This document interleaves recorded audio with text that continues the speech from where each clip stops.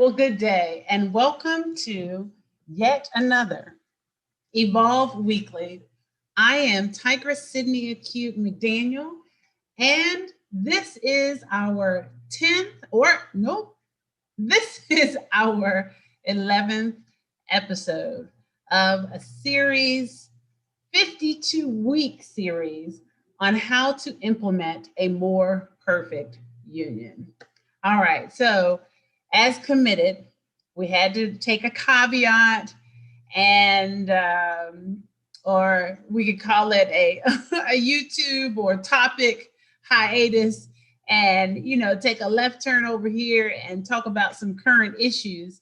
And now we're going to return to New York, the state legislature, and then we're going to close out with some reminders on the federal CDC and otherwise government order, federally prevailing order for the evictions halt, and how to ensure that you preserve your rights as a tenant under the stipulations for this order. Okay. All right. So I have found some very, very interesting information as it relates to New York. So let's do it. All right, I have saved quite a bit of bookmarks here intentionally so we can run through this and be very mindful of time as we move forward, because we will end promptly today without any changes to that. We'll end promptly today at 5 o'clock. So I hope you are well, and we'll begin with our affirmation. I hope that I can further enlarge our collective and individual understanding on the matters that we will cover, and not and not further divide. All right, let's move forward. Okay. When I tell you interesting is an understatement. Okay, so we're going to go back. And actually, this is important. Let me put it over here toward the end. I've kind of got them in order. All right. So if you'll recall, there were certain acronyms designations about which I had no familiarity, none, admittedly so. There were acronyms such as RFM and WF. And they appeared beside the state senator's designation, albeit Democrat or Republican. Well, if you considered alternatives for the bipartisan structure of our political system, I am very, very delighted. I'm not sure how New Yorkers feel about this, because of course they have more information on it. So I will be diving into this even further offline, just so that I'm very familiar with it. And excuse me, because I had to get some lotion on my hands. It was feeling just a bit. Oh, sorry about that. We had to take a moment out of this regular scheduled program to get our hygiene, aesthetic in order. It's just some wonderful stress relief aromatherapeutic Restore Sage and Mint lotion. All right. And that gave me a little more. All right, here we go. So it's very impressive. Now remember, I use terms in their true etymological. Oh, some of you know these terms. So etymology is the study of language, the study of word, well, more specifically, the study of the origin of words, right? Okay, so, wow. Etymologically speaking, this, I am just impressed. And impressive can be both negative and positive. And in this regard, I'm considerably neutral, but my interest is piqued. And that's what's impressive for me. Okay, so basically, we'll start here because it's the most interesting. She has the most designations that I've seen. We'll scroll through and see if there are any that have more, just very quickly. So Fred evidently has it. Oh, well, let me hop over to the the House very quickly, which is for New York, just consider the Assembly. So you have the upper house, which is the, the Senate. And that's how it's referred to in New York, evidently. Very, very interesting things. So we can quickly resolve the confusion or the lack of knowledge, the unfamiliarity with this acronym, LOB. So that's just for address purposes. It is the legislative building or the legislative office building, hence LOB. Give me 1 second. Is it not going to allow me? Let's see what it does there. I'm just moving over. It's just going to look a little bit different there for just 1 second because I want to get to the map of the building that I was able to pull up.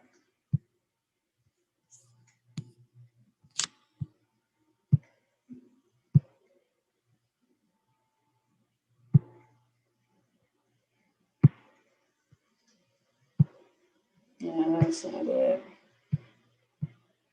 Come out of that.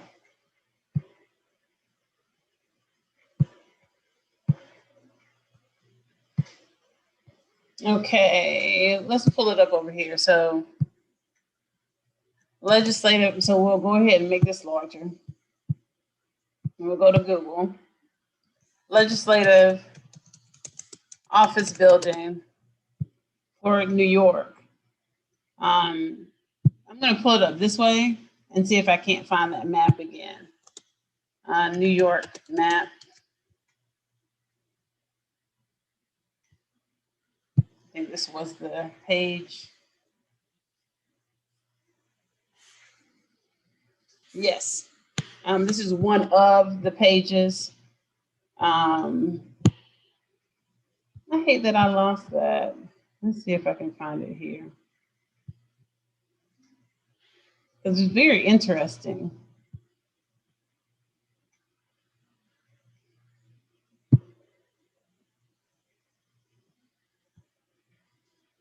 I believe this is it. Okay.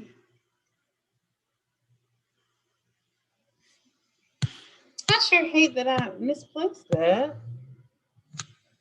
Good gracious.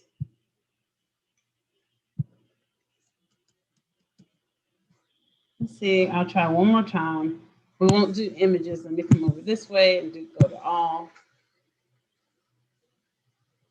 I don't want the address. I just thought it was set up very nicely. There's always a legislative office building for the most part, state to state. But it was very interesting what they showed for the building and the map. Let me go through my very quickly and see if I can find it once more, and then we'll move on. But basically, that clears up that issue on LOB. I thought maybe it was something else, and in the, just quickly looking at it, of course, it didn't translate for me because I was not familiar with just that, that abbreviation. Some of you may have been familiar with that abbreviation. Herein lies the joy of this situation as well. Remember, I can know a lot of things, but can't know all. And similarly, you can't know all. And so it's wonderful that we can learn together and we expand our collective and individual understanding of all that is United States government structure and inner workings. Okay. Well, isn't that something?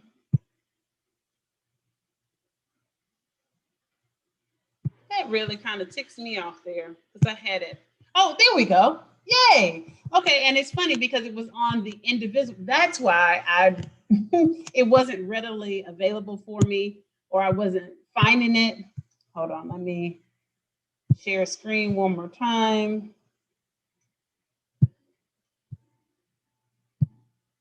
Okay. Here we are. And that's because it was on the indivisible party, and that's another one of the abbreviations or the acronyms, indivisible party, IP, that we see listed for some of the legislators for New York. Okay, and here we are. It's such a wonderfully descriptive map as opposed to the others. It actually, I guess, reminds me of my park ranger days when I worked at border parks. I worked at Shenandoah National Park and Oregon Pipe Cactus National Monument. And so it's reminiscent of that, that kind of visitor map, if you will, for the monument sites and park sites and all that. So here is the legislative building. And of course, we saw the Swan Street building on the previous bookmark page that I shown, but still, it's just more visually appealing this way. And so that's what that refers to. Okay, now let's move forward to all of the other acronyms. What I found in a nutshell is that they all are, representative of parties, right? So when we were thinking about this bipartisan, it's either this way or that way. It's either this or that, right? This system, very polarized, if you will. It appears that New York, I don't know if they're a pioneer in it. We don't really have that here we don't have that landscape. That political party landscape does not exist at such a level here in North Carolina. You don't see those sub designations for our legislators. Now they may speak on their views at our political forums, but we definitely don't have that breakdown. So I think that is very, again, impressive and hopefully very positively impressive.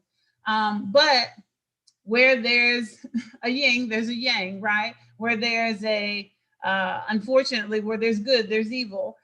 Where there's negative, there's positive, right? And what I'm getting at is that it appears that the new party designations still yet have this polarization, if you will. There's still parties that are representing a school of thought that most of us would perceive as antiquated and non-productive for the evolution and the more perfect union and reform that we seek to be the new face going forward of the United States of America. So here they are. All right, so Daphne, this is one good example. So Daphne Jordan is a Republican conservative, part of the Independence Party, which is the IP, and the Reform Party, which is evidently the RFM. And this would be For most of us, when we have the assumptions for this platform, we would assume that she is not on the right side of justice. When you look, when you scan the biography that is listed for her, she seems very experienced. Let's see here. She is a member of the Racing, Gaming, and Wagering Committee and the Senate State Native American Relations Committee. So you would hope that there's some part of her that's on the right side of justice, being on that committee, but just being on that committee is not a telltale sign of that. She also serves on the Senate Agriculture, Banks, Civil Service and Pensions, and Ethics and Internal Governance Committees, and is a member of the Legislative Women's Caucus. So generally speaking, it seems like she could be on the right side of justice and has elected to be Republican. However, it's very odd because the committees for which she is a member are more consistent with Democratic principles. However, remember that Republicans will also join committees or be appointed to committees for which they want to infiltrate, if you will, so that their agenda can be pushed on those committees, as opposed to what we all want to be on the right side of justice generally. Let's see. Yeah, she doesn't like wasteful, she wants to cut wasteful government spending and job killing red tape or bureaucracy, oppose unfunded state mandates that drive up property taxes, support law enforcement, first responders, and honor military veterans. So some of that, definitely those are the telltale characteristics of the Republican Party. So nonetheless, remember, we've already established that that New York is a blue state. However, from my research, I've been finding that that there has been some pushback by the Republican Party to regain those seats and reestablish some type of, stronghold in the state. But right now, there is a resounding majority for the Democratic Party in New York, and thankfully so in one regard, right? Okay, so, and it says she's a ranking member of the state Native American Relations. Yeah, there will be so much more to go into detail with each state, but remember, what we're doing initially is just getting that overall culture and pushing forward. But I thought it was very interesting for us at least to cover the abbreviations or the acronyms, so that we had a working knowledge of, the structure of the New York State Legislature. All right.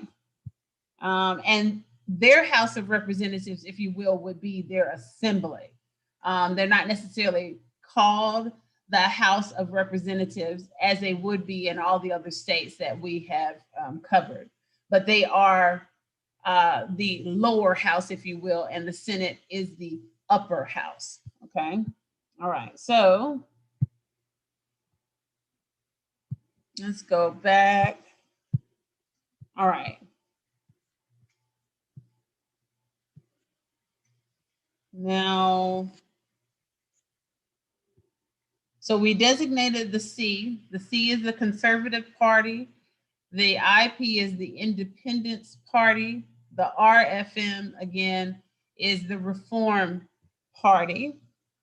And what I've noticed is that generally the Republicans have that designation. You'll notice here, and that I've not seen, and we'll scroll through one more time. I've not seen anyone with the designation of Conservative, Independence Party, or Reform Party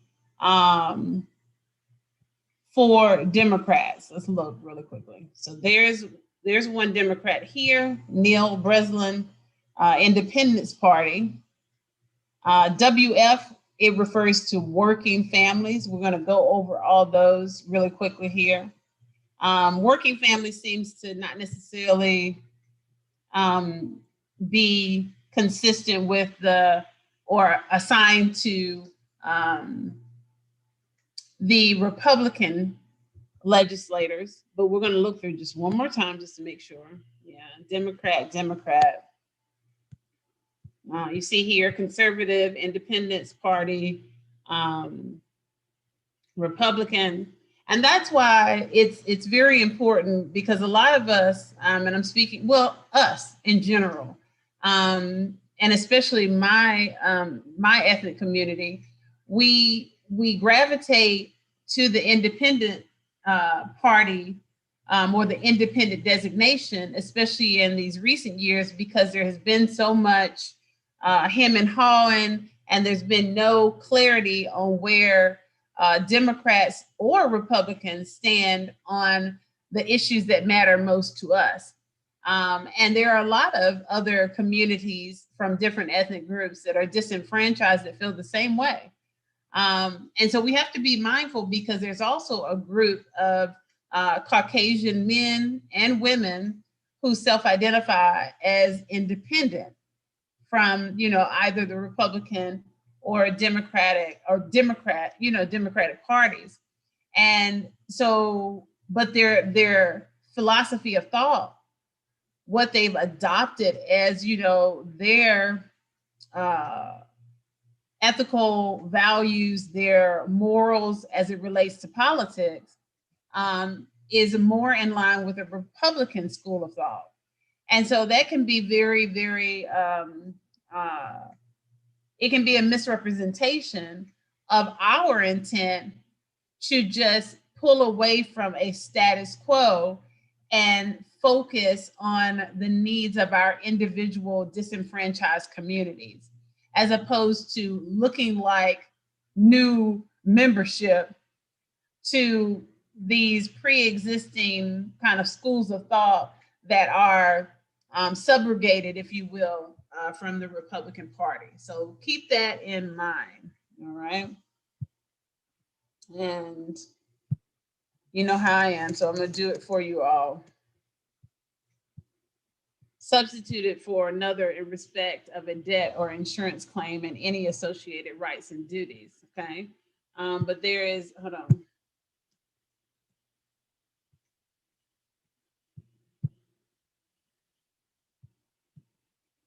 So to put in place of another, the primary point that I'm making is we shouldn't substitute one fallacy for another. And they see it as we are now bait for them because we're confused. We're disillusioned because of the disenfranchisement and the near prohibition of our full reform and our full, recovery from everything that we've been dealing with, the relief, right? And so it would be effectually substituting this, when we go from this place to this place, believing that we'll have a better stance and a footing to get our reform demands realized. But in all actuality, I believe that Republicans just still have yet another manipulative agenda. So be very mindful. I've been approached myself because they look at individuals who are quote unquote woke in the Black community as prime, wonderful candidates for new membership with the Republican Party. And so they're seducing Black voters who are completely disillusioned, discouraged, and upset with the status quo, the Democratic and Republican status quo. And because they're in this independent state, they are, the Republicans see them as, this, they see them as this prey that they can easily convince to, come this way. Kind of like when the child is really upset and unhappy with the parent, their friends who have bad intentions can more easily influence them. same way if you're maybe you're married partners and you're unhappy emotionally, and we know that these are reasons for stepping outside of the relationship and cheating, albeit just emotional cheating, right? So we have to be very careful of these things. And so this form is very important for that purpose. Okay, give me 1 second because my son is amping out. Okay, so have you taken care of? Got okay, all right. Okay, so let's move from there. Let's go back. Okay. So working families, Samra, and I'm hoping that I'm pronouncing her name correctly, Brooke. She's the chair of the Committee on Mental Health and Democrat, and she is part of Working Families, which is effectively another party. Now that I've gone over all of them, I think I can now go to their individual websites and just show you. She seems very impressive, positively so.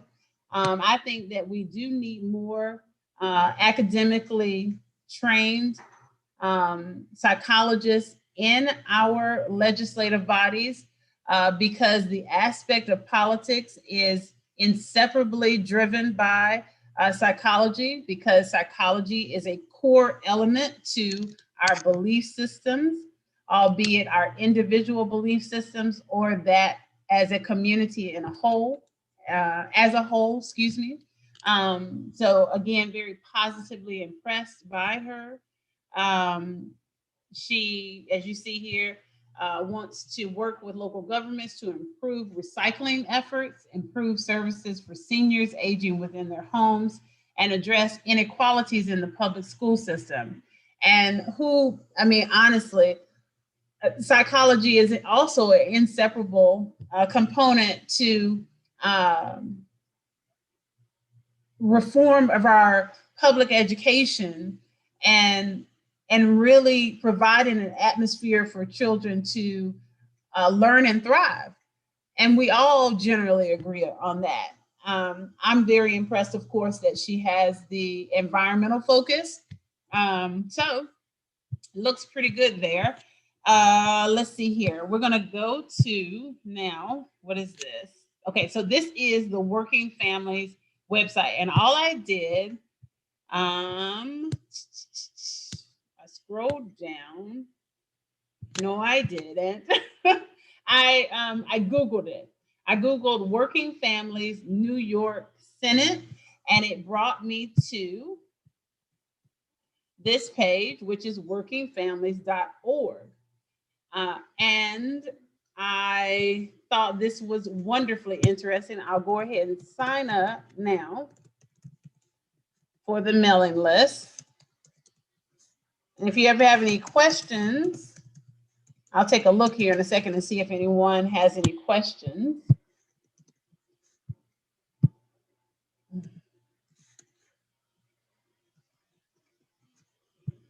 And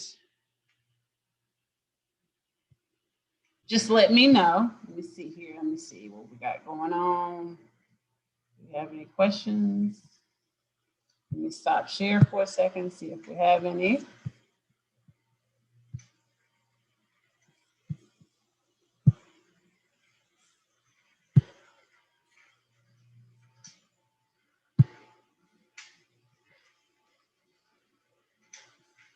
Mm-mm.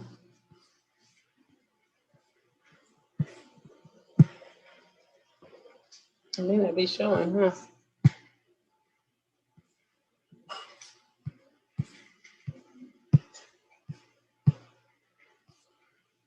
Okay, here we go. All right, I see no questions. All righty, just making sure. All right, let me stop that one more time, and then we'll go back to sharing the screen.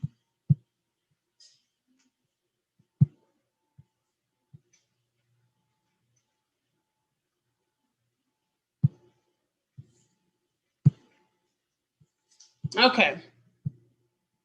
All right, perfect. So now I'm gonna come down here. There we go. Okay. Working Families Party. New York Working Families Party. I'm I'm elated really to see this evolution of the uh and and what I see as a push away from the bipartisanship and expansion into parties maybe that are for the hierarchy of our election system. Maybe they're not. Maybe they're just intended to, they have the party designation, but they are effectually organizations as it's designated, workingfamilies.org. Um, and but it's just all very interesting, and I'm excited to see how this evolves. So basically, the Working Families Party is leading the fight for social, racial, and economic justice in New York State by pushing for progressive legislation and by also training, recruiting, and supporting progressive leaders to run for office. They form a unique bridge between progressive activism and electoral success, which is basically success in your election. So if they are supporting a candidate, they are providing that support from beginning to end, and to the effect of getting them elected, because the election process has been thwarted so many times just by the primary election and the express fact that the incumbent leaders that we need out, they know that for the higher offices, most voters are not familiar with the express fact that you must vote in the primary to keep your favorite candidates in the running. And they know that most voters don't vote during the primary elections. So it effectually gives those incumbents that we need out. And incumbent, of course, just means the person, the official, the legislator who is already in office is referred to as incumbent. And so it gives them a leg up, and they perceive it that way, and it normally goes that way. So we must be mindful to vote in the primaries. That's my another plug on that, right? Okay, so when you get a moment, if you feel so led, sign up like I did. All right, so then we go to the next. And this is just all of my. This is where you'll see where I search for Conservative Party, just the same way I did for the Working Families Party, and I found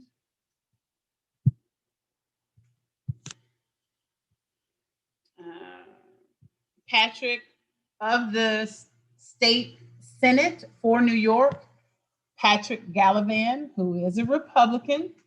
He is also the Senate Minority Whip.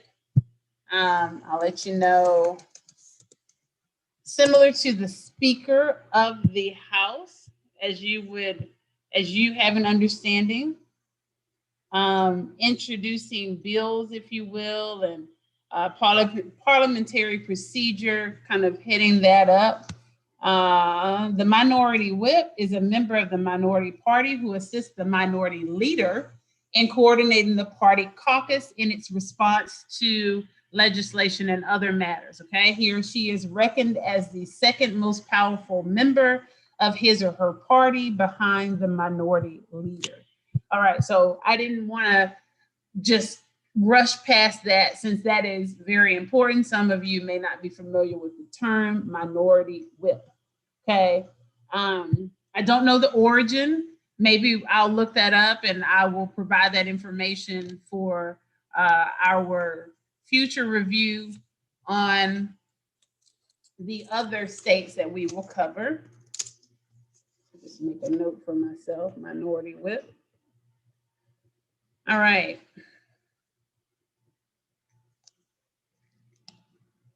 Okay, and then let's go to the next. Wait for that to go up.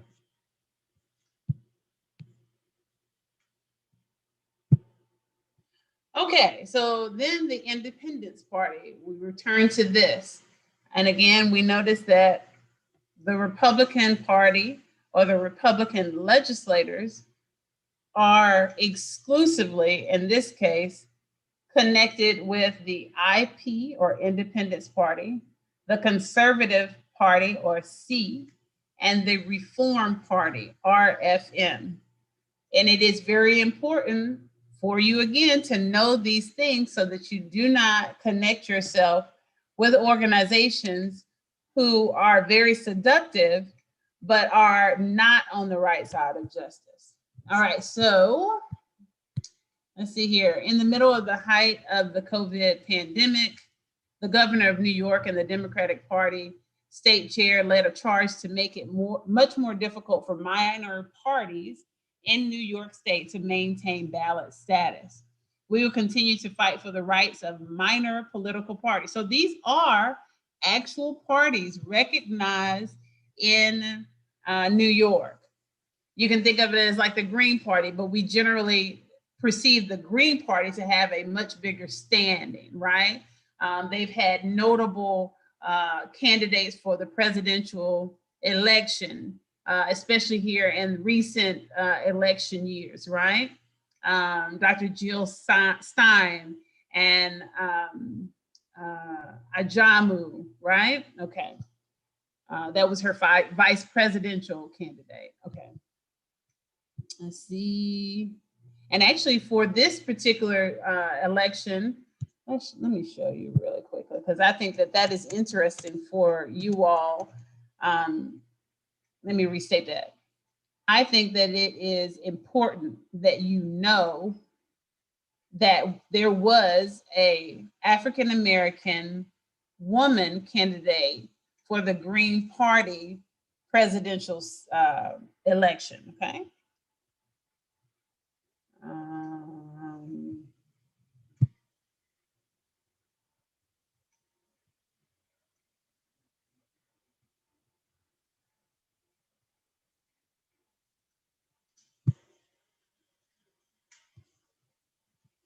Okay, so 2020, the race is on. And I bet a lot of you didn't even realize this. Okay, so, and yes, that is her. Give me a second.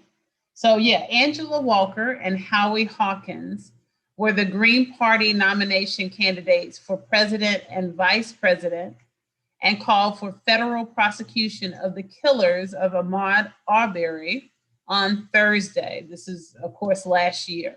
All right. So I misspoke. Howie Hawkins was the Green Party candidate for president, and Angela Walker was the vice president candidate for the Green Party. Beautiful African-American woman with natural hair. I would hope that her outward appearance is a reflection of her values. So yeah, so some of you were not aware of that, but yeah, the Green Party has been very active and has been very front and center with their candidates who have appeared on the ballot. And right there where you can vote for them, regardless of your particular partisanship designation, okay? All right, so let's go back. Close that, I think I don't lose you. Uh-oh. Make sure. Okay, let me see it. Share one more time.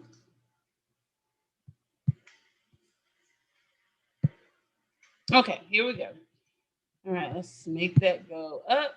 Please go up.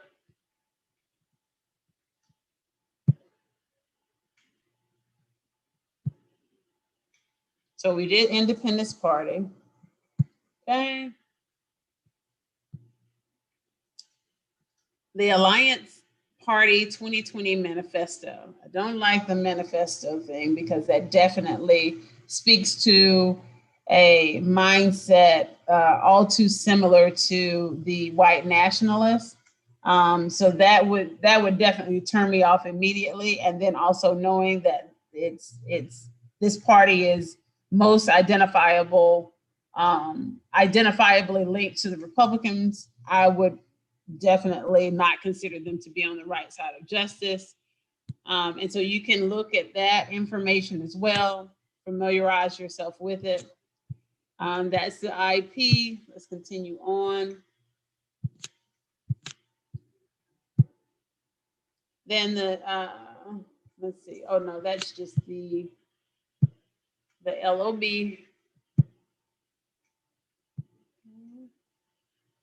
And I believe that covers them all. Let's go back and make sure, because I believe there was one I missed. So we know what the working families, the WF, we know that's the Working Families Party. It appears to be generally consistent with the democratic ideals. And the assumption, of course, for our platform is that they're on the right side of justice. Everything that I read immediately seemed to be on the right side of justice. Here's one difference here. Neil Breslin, that's a very interesting designation because he has a Democratic designation for our traditional partisanship. So he's a Democrat by his own election, right? We all choose this. But he's also chosen the IP, and that's possibly, it's a red flag. But then he's also listed with working families. And this is what I was talking about. So be very mindful, because there's also a very intentional agenda by some Republicans to dilute the parties, the bipartisan, structure that we have now, so much so that they assume more roles because they have the appearance of ideals or promoting ideals that are on the right side of justice. And then my biggest concern, especially because of the conversations that I've heard from them directly along the campaign trails, that they will assume those positions and then they can change their party designation once in office and basically assume a seat for the Republican Party. And that was the whole agenda, bait and switch, if you will. Okay. So just keep that in mind. This is the other one, LIBT, and then we'll close out with some information on the Halt evictions order. LIBT, let's go there.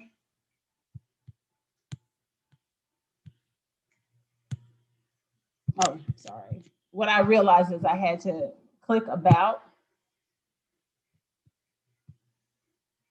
Oh, okay. Libertarian. That makes perfect sense. We do have a recognizable libertarian presence here in Charlotte. America is what we call it, Charlotte, America. But again, the libertarian candidates, although they do appear on the ballot very consistently, their presence is significantly small here in Charlotte. Let me know about the different party presence in your specific areas, because we really need to get this information so that we're all clear on everything that's going on around us and we can make better informed decisions to protect our efforts toward a more perfect union. All right, so, and we already know the libertarian viewpoint. If you don't, you can, of course, all you have to do, especially for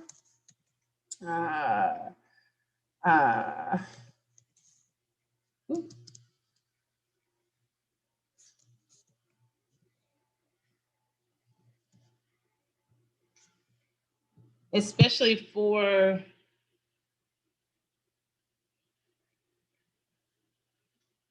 all purposes as it relates to preparing for the upcoming election, because we have an election for which candidacy will open on or about, I want to say it's like July 8th. So it's very important that you have this information, okay? Yeah, so you can just go here, Liberatarian, that's all I did was just Google it, as you just saw, and about candidates, leadership, get involved, all those things.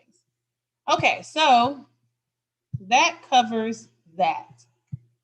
Now I want to hop over to my Facebook page.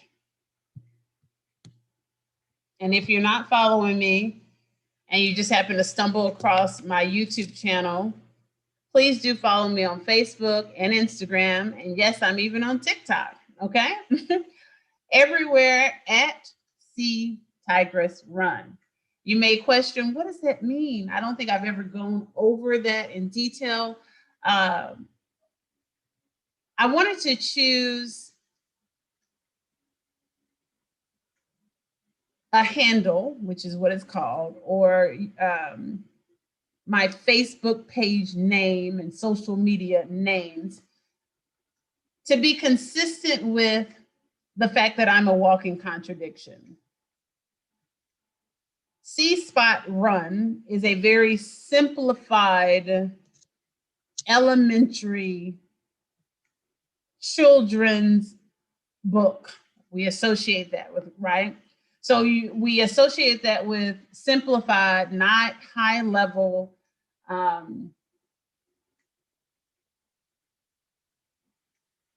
simple in both academia and mindset, maybe kind of commonsensical, if you will, not so much as simplified as unintelligent altogether, but having that juxtaposition where you see Tigress run. And also inclusive is my advocacy for health, the increased health awareness, and being a proponent against obesity, and a proponent against the culture that we have assumed in America, where we much rather take a pill than drink water. We much rather take a pill to fix us than exercise. We much rather take a pill that will help us digest the nasty food we put in our bodies instead of eating healthy and enjoyably so. So I wanted something that would encompass everything that I am. And so see Tigress Run, especially, you know, as it relates, of course, as well to when you run for office, we have that colloquialism, which is, of course, equivalent to the term candidacy, right? So there you have it. So definitely, please follow me everywhere and get involved and help me, help us to achieve this more perfect union, to draft this strategic implementation plan and present it when the time is ripe. Okay. So I posted this earlier and I was disappointed because Facebook rejected my ad. You'll be able to see it here. You see that? Rejected the ad. Now, I have posted so many different things. I'm already verified as a political figure by Facebook. So their stipulation or their criteria for posting social, political, housing, and otherwise government, even coronavirus-based advertising is that, of course, I am verified. I've been verified for as long as I have been running for office, which was 2013. And so my concern here is that why would they reject an ad like this? I'll read it to you. And my hope in reading and sharing it with you is that you will share it with others, especially those individuals that you know for a fact are facing eviction or dealing with harassing landlords, okay? So remember for the Halt eviction order, this is what this is for. Remember to complete a revised Halt eviction declaration form that reflects the extension date of March 31st. I strongly suggest that you notarize it and file it in an eviction case if you are facing eviction. Also, I strongly suggest that you submit a copy of the notarized form to the attorney representing your landlord. Usually, local rules allow for service by email. Service by regular mail always qualifies as proper service. So serve it to them by mail as well. I also strongly suggest that you mail a copy to Governor Cooper or your state governor and Chief Justice Beasley for North Carolina or your state Chief Justice and notify them that your landlord may indeed be in non-compliance with the Halt eviction order. Also, very important, the CDC has publicized the contact information for their own agent who evidently is overseeing landlord compliance. Her contact information is below. Tiffany Brown, Acting Deputy Chief of Staff, Centers for Disease Control and Prevention, and the address is listed for mailing purposes. Telephone number is 404-639-7000. And they even list her email address or the email address that, maybe is for the catch-all department, which is the CDC regulations at cdc.gov. When you email your landlord a copy of your revised and notarized Halt eviction declaration form, send her or, CC her, include her as a courtesy copy. And if your landlord is harassing you, I strongly suggest you contact Tiffany Brown directly. I suggest that you do so by email to expedite a response from her office. I imagine that she has assistants as well because they're really dealing with a rise in evictions. And so this is, of course, considering everything that we've been through in the pandemic, this is a pressing issue. And hence, it makes perfect sense that they have an agent to handle this specifically.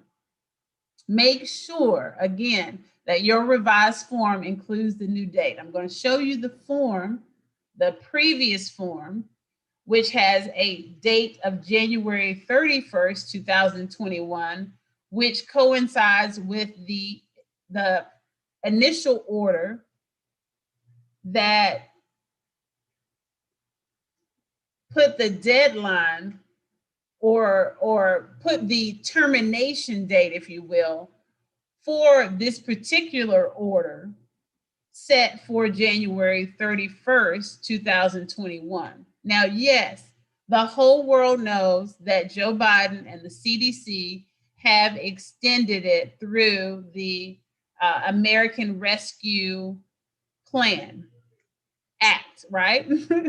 The American Rescue Plan Act. We know this, but we also must be mindful that there are landlords who are, yes, represented by attorneys who absolutely are fully and sufficiently informed, and they are breaching so many duties by pretending, feigning, same word, by feigning no knowledge or by intending to move upon a summary ejectment action, knowing full well that the president has extended the order until March 31st, 2021, and will most likely extend it to match the extension of unemployment benefits and until the full resolve or the better management of the pandemic is realized. That only makes perfect sense, right? Because it would be so many people who would be ejected from their homes, and that would be catastrophic, okay, in so many different ways. Crime, suicides, domestic crime, non-domestic crime, psychological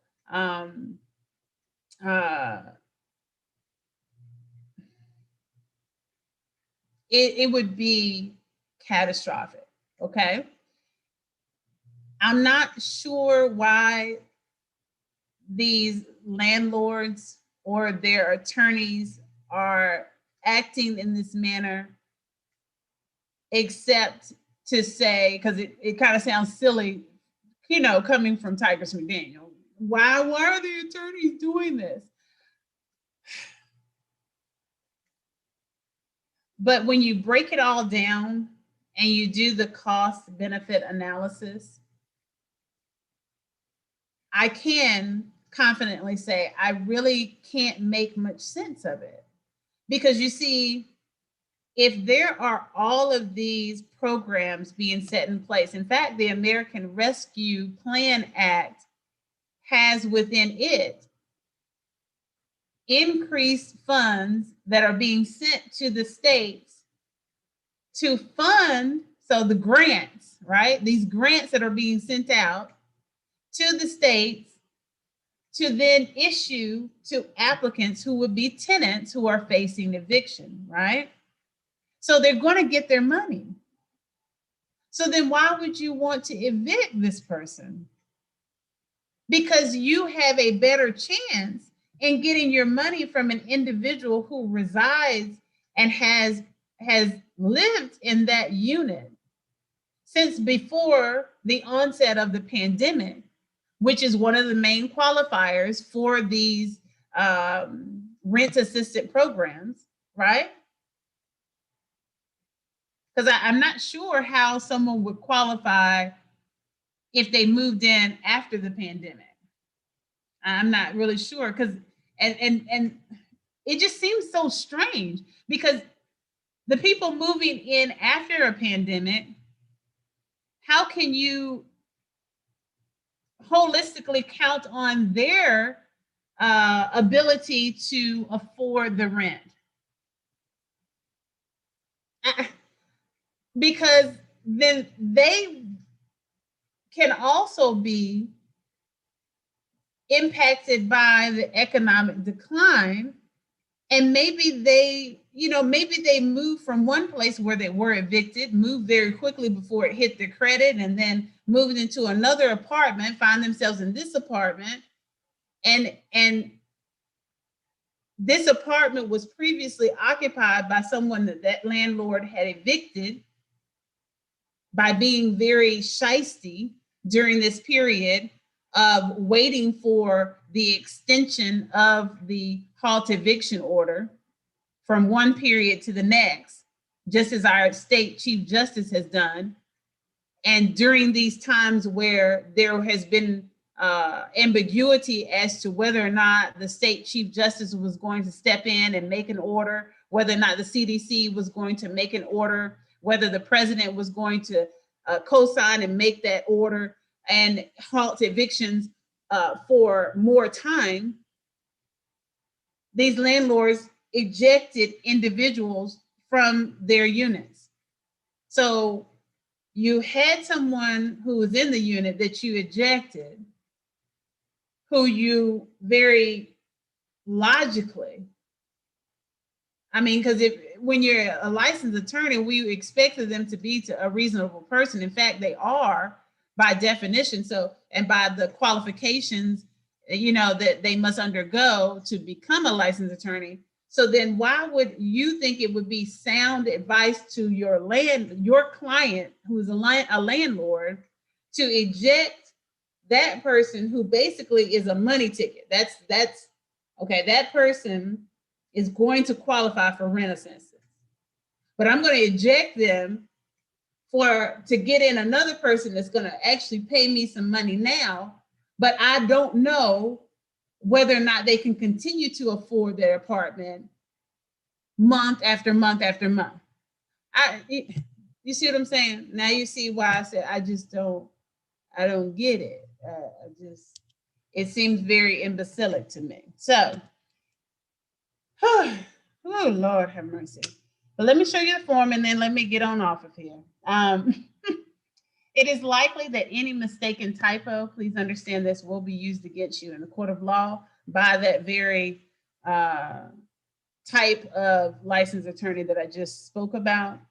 And please do not allow the stemming to seduce you and forget to handle your business. Now, of course, the $1,400 that most of you all are receiving, if you're a single single person in a household, or even head of household, and you're getting one amount. I mean, it's no secret. We got $2,800 because, me and my son, I'm head of household. This is all we have. But I've told you before, I've been very, very open. My rent is $1,542. I can't cover 2 months with $2,800.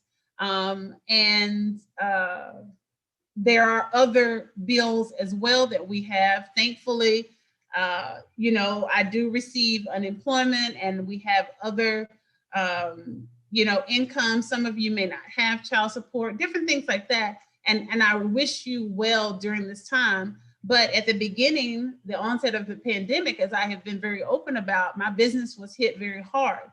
And so there are several months that I need to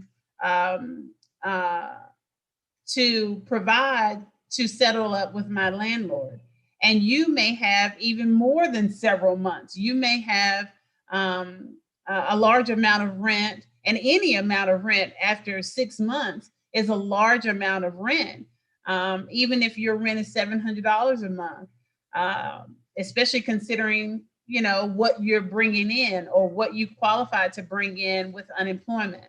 And I've already been very open to you all as it relates to the express fact that a lot of us small business owners, we did not receive the amount that is verifiable on all of our corporate and personal tax returns for many years. In my case, well over a decade. And still yet, what was the amount that they qualified me for, and I'm appreciative for it in one regard, because otherwise, most of us who are self-employed would not qualify for the traditional unemployment benefits. So just be mindful during this time to not be easily seduced. Don't go out there spending all your money on all these somethings, okay? You need to hold some money like it's like you're saving for a rainy day, because we're experiencing metaphorical rainy days, okay? All right. So I love you all. I truly do. Let me show you this form. The link is on my Facebook page. I am not removing it. The post itself has not been rejected. Just the ad to disseminate it to many, many people has been rejected. I have requested a review, but I'm not sure if they're going to approve the ad. I don't see why the ad shouldn't be approved. I'm not speaking negatively about landlords, nor am I speaking negatively about tenants. It's a very objective post. So but you know how Facebook is. All right, so here's the form, and then I'll head on off. And of course, it's just a CDC. The original, so this is the order, of course, and of course it goes to March 31st, right? And let's go over here because I put it in there, but let's make sure I did both. I thought I did both, so let me make sure to add that to this post, the CDC Halt Eviction Declaration Form, okay?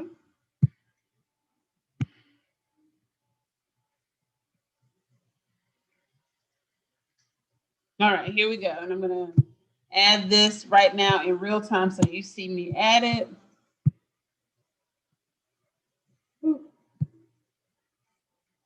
It's not letting me do it. Oh, because it's a rejected ad. I'm just going to put it in the comments, okay? There it is. Done and done. All right. Expiration date of this form, you see, is January 31st, 2021. So those of you who are like, if you're receiving an ejectment action, summons for an ejectment action from your landlord, or you have already received one and you have an upcoming hearing, this is how they're moving the court for ejectment. And some of them are being very, very shisty, even more so because they're asking for just possession. And again, we go back into that imbecilic realm. Why would you want to just get your property back when the person who's residing there is basically a money ticket? Like, so you want them out. That means once you have them out, you no longer qualify to collect any more rent on that particular tenant. Then you have to advertise, right? Some more. You're paying out more money to get somebody to move in. Once they move in, again, you don't know about their true financial stability because people right now, I'm just be honest, everybody's lying right now. And some of it is because of it being survival, right? I mean, if I were in a position where I got ejected, I might have to do the same thing. Thanks, look, I'm not, and some of you would say, okay, well, that's not lying if I don't put that that there's an eviction in process. Because if they ask you a question and they say, well, do you have an eviction on your credit? And you say no, because it's not on your credit. I know a lot of you that would consider that not a lie at all. So then, I couldn't fault you during this pandemic because of the circumstances, right? So then they would effectively just get another tenant who can't afford the rent.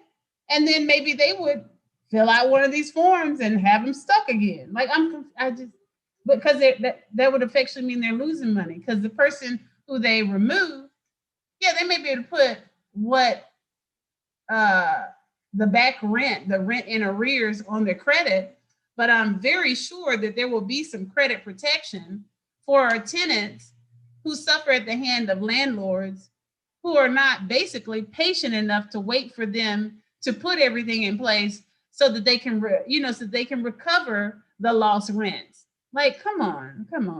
This is just stupid. Anyway, so make sure that you just change the form here, right here, on this last line to reflect March 31st. Now, there should be a new form. Let's see. Is there a new form? Let's see what, because this is important. Yeah, see, everything is just still showing December 31st, of course, then January 31st. The other form has to be up there. Hold on one second. Let me and then we'll head on off.